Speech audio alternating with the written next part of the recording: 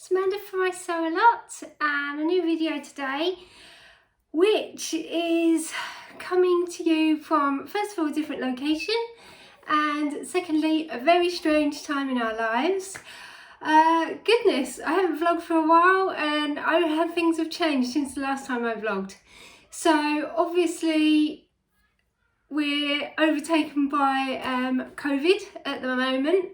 So I've been in lockdown for 6 weeks.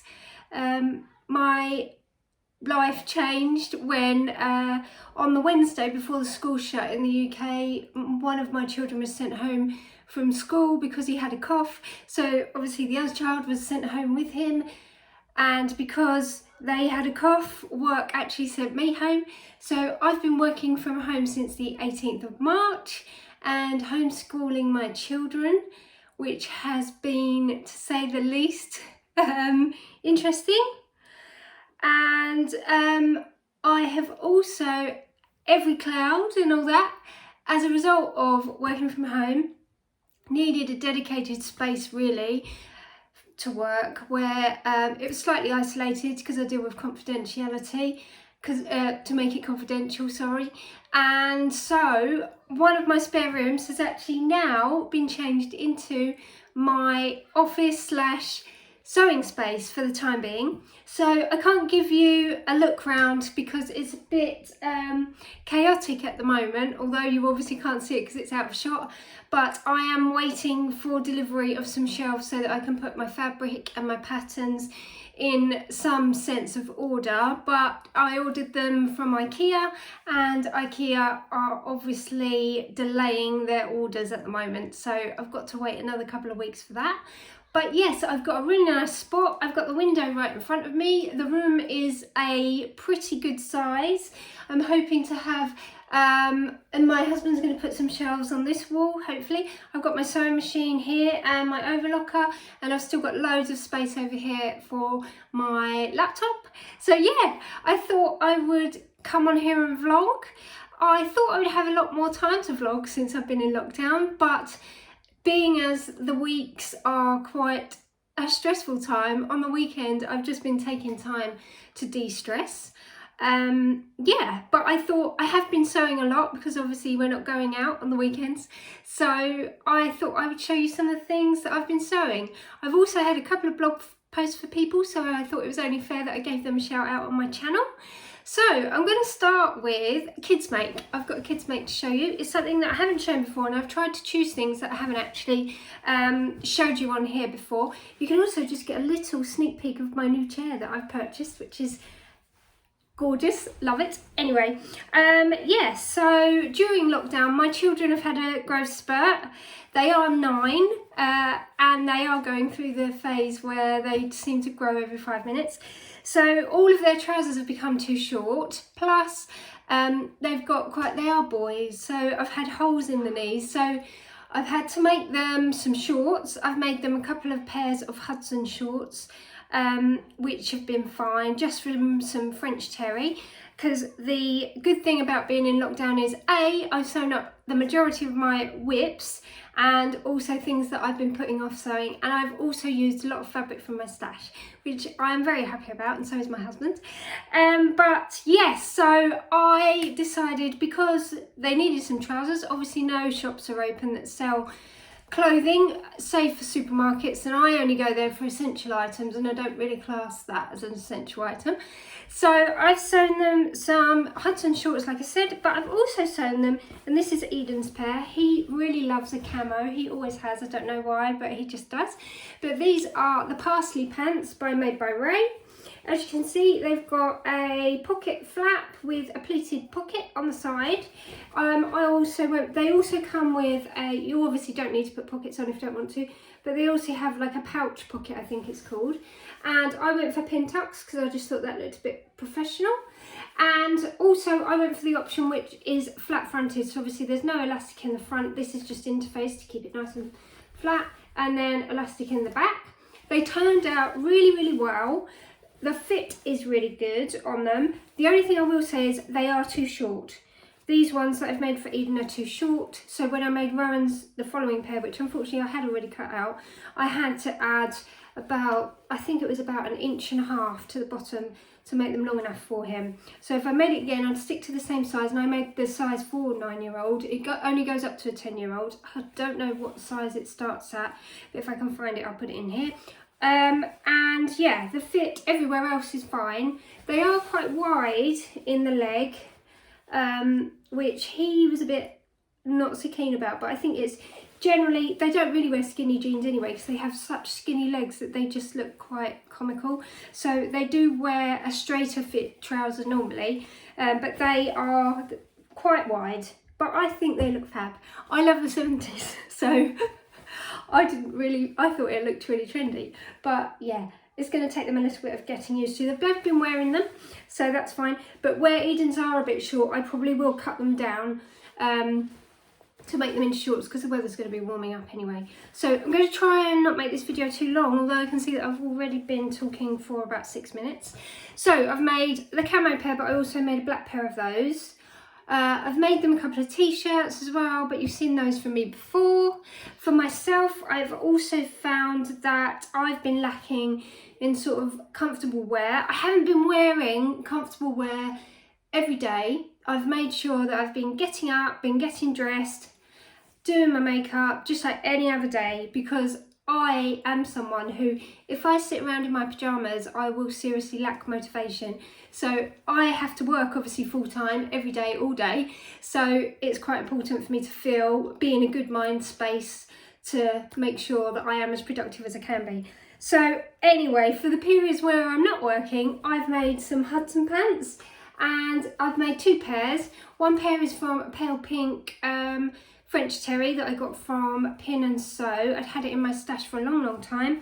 And this is a Pontoroma jersey that I got a long time ago from the lovely Cheryl at Stitchy Bee. I don't know if she has it anymore. I would assume probably not.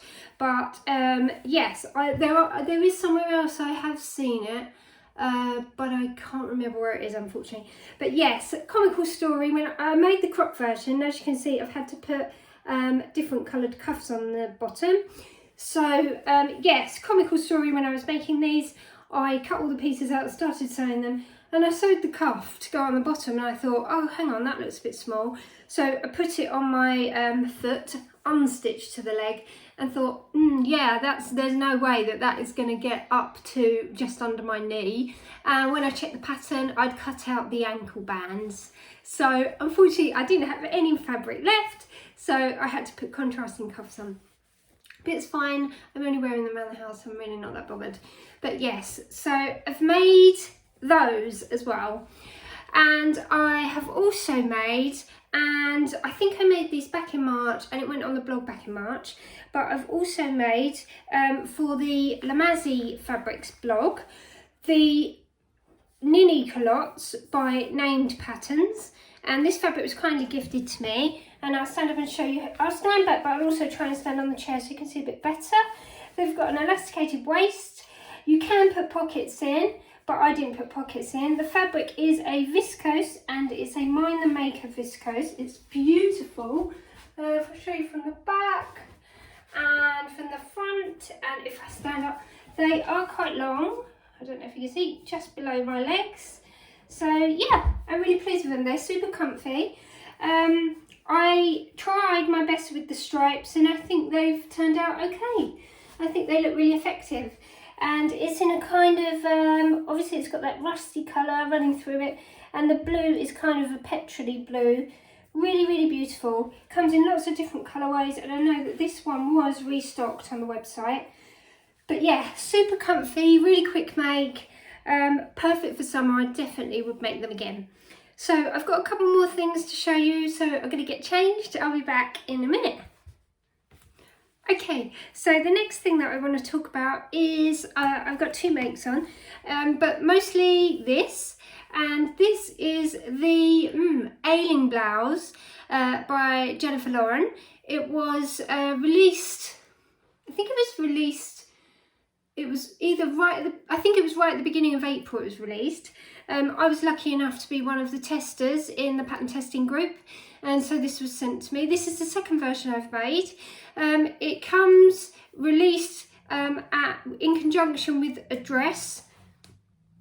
I can't remember what the dress is called, but I'll put it down here. But yes, so this is the second version I've made. The first version I've made is also has got a collar on it. You could also make it as a button-up blouse, but I chose to make mine without the button placket and the buttons. It's got elasticated cuffs, which I really like, and obviously the main feature is the square neckline, which I think is really flattering and really beautiful. I really enjoyed it. So I've made mine from a crepe that I got from Sew by the Sea in Margate, and it's a really lightweight crepe, just polyester, but I really liked the pattern. I'd had my eye on it for a while.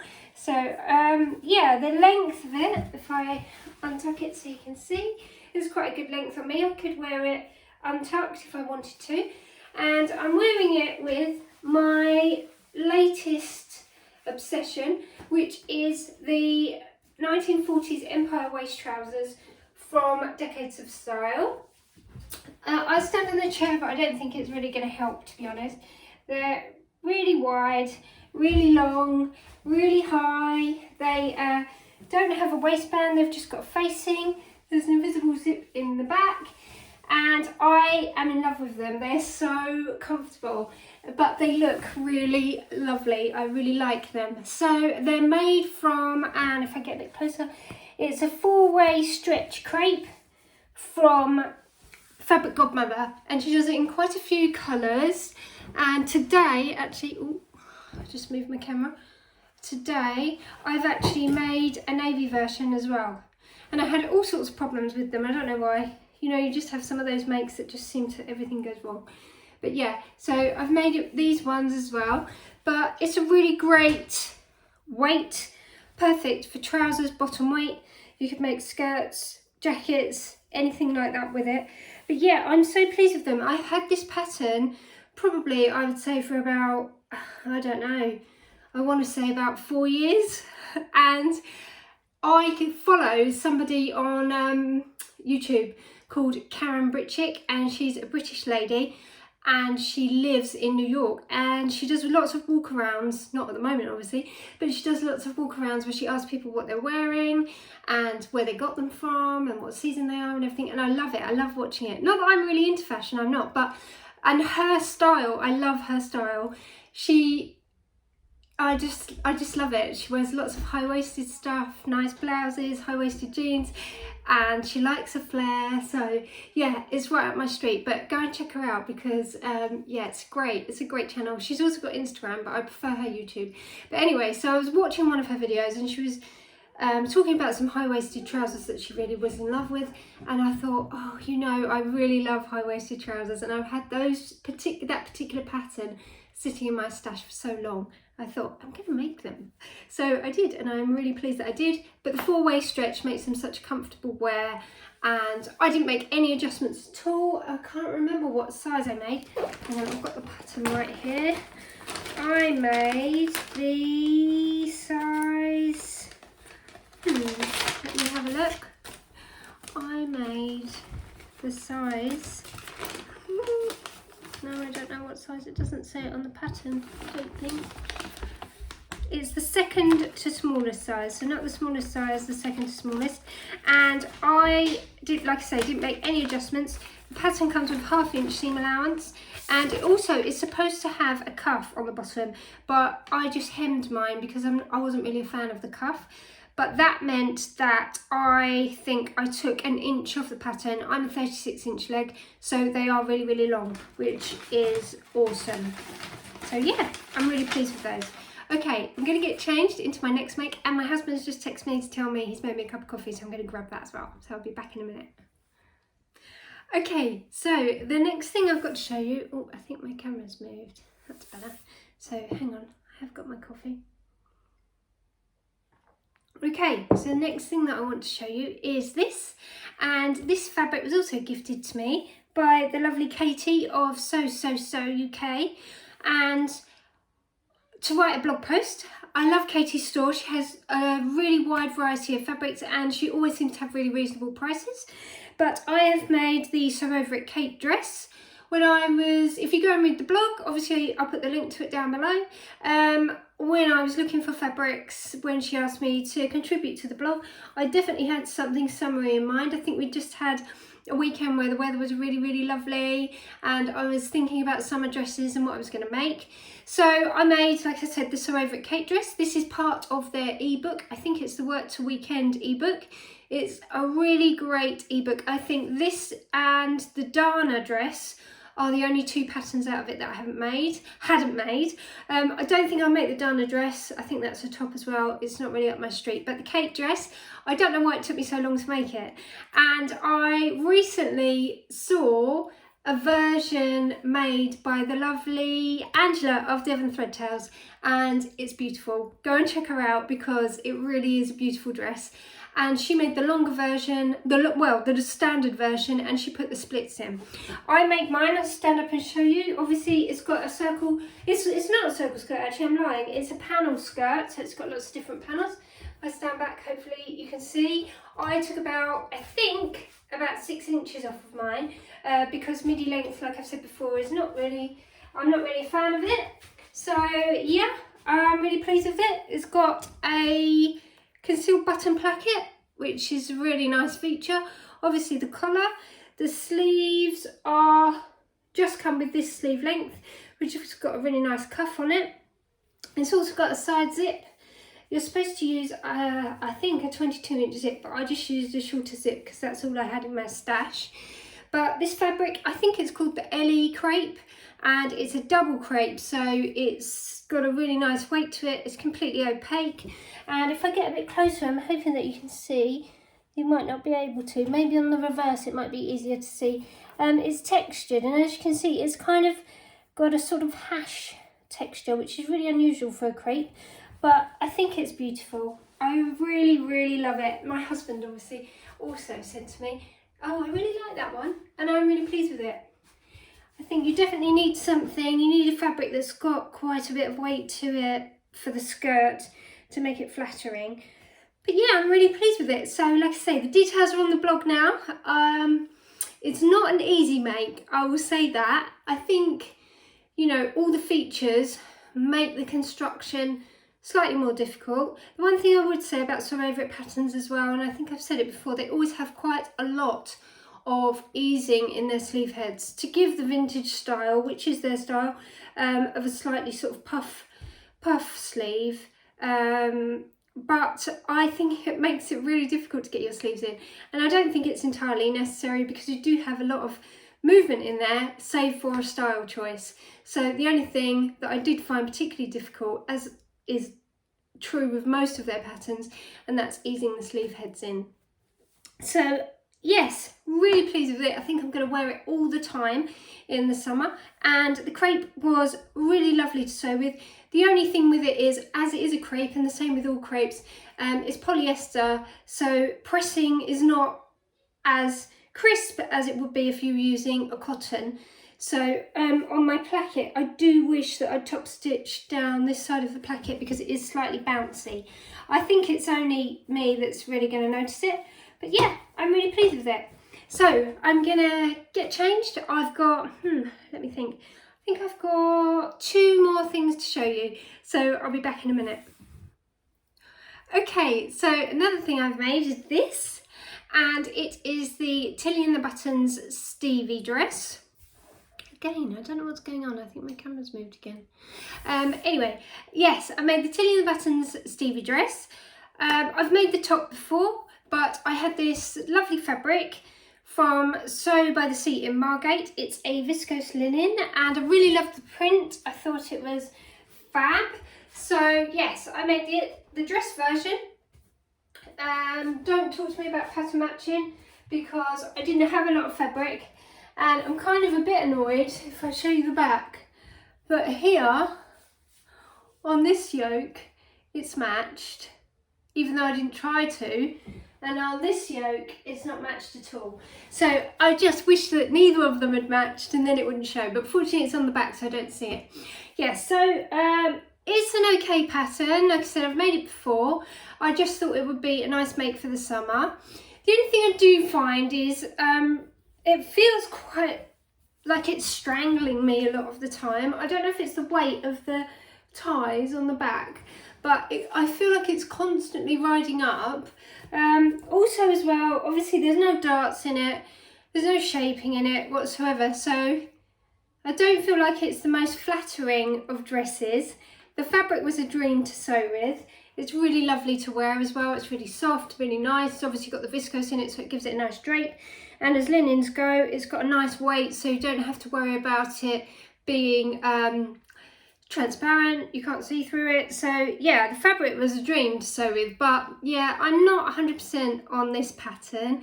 And I know I've said it before, I don't really make a lot of Tilly's patterns because I do find that they are perfect for beginners. They really are. Her instructions, you can't fault them at all. But everything that I have made of hers, I've had really serious fitting issues with it.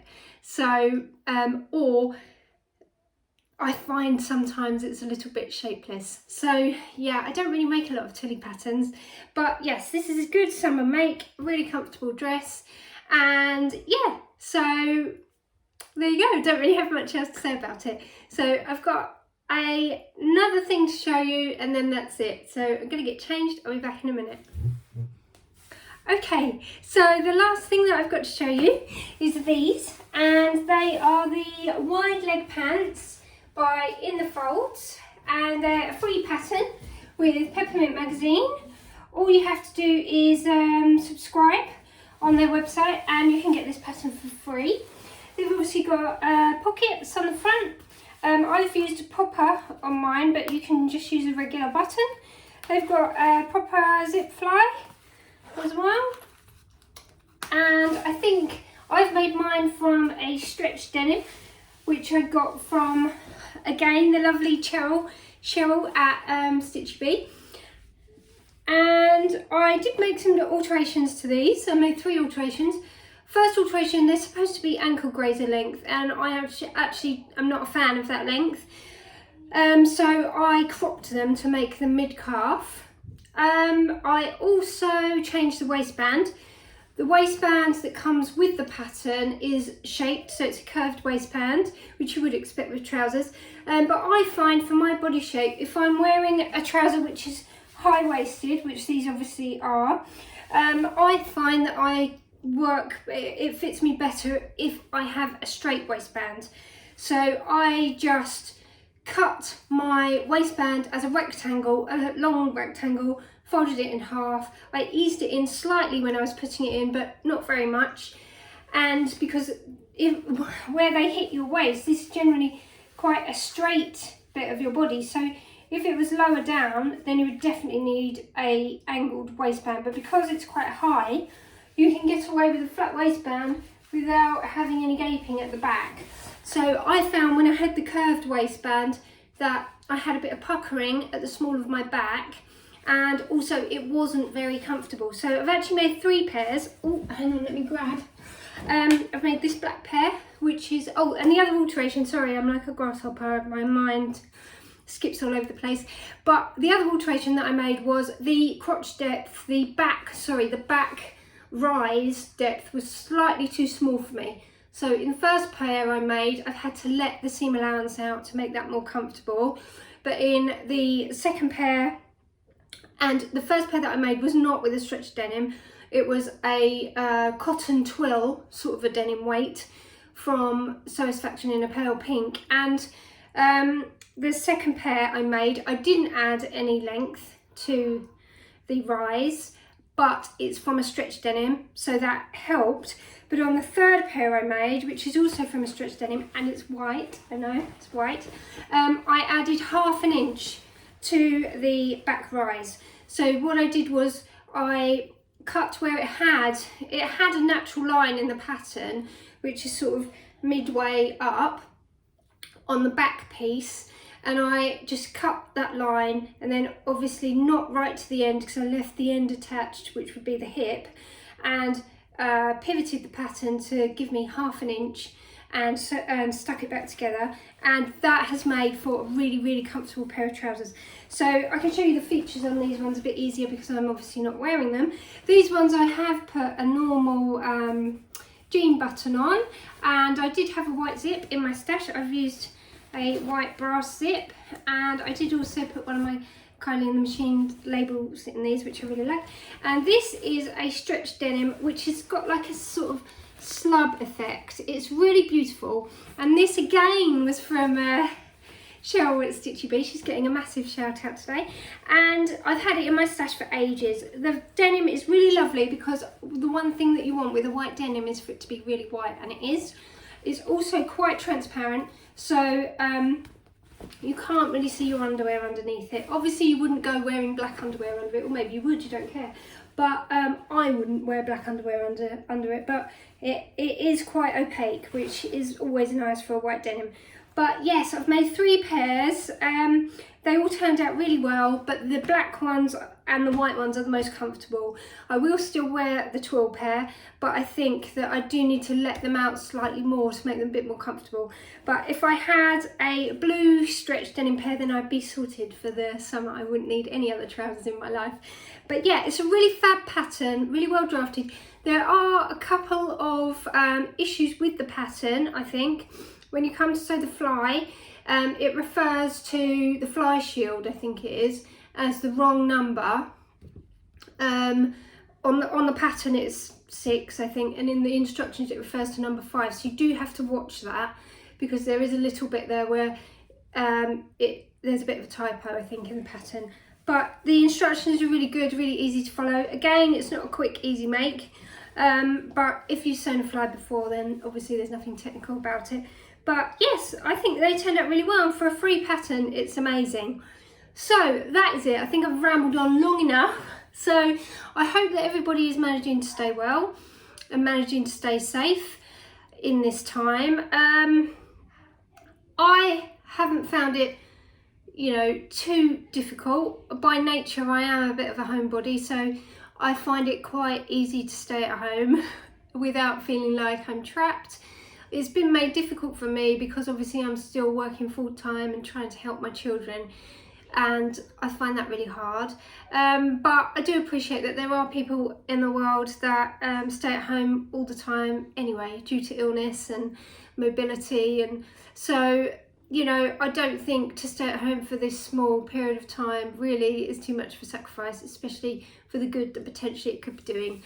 So yeah, hopefully the end is in sight, but how our life will be for the next certainly few months is slightly concerning, but there you go. So yeah, I hope everyone's staying well, and I will be back relatively soon, I hope. So thanks for stopping by, and I'll see you again later. Bye.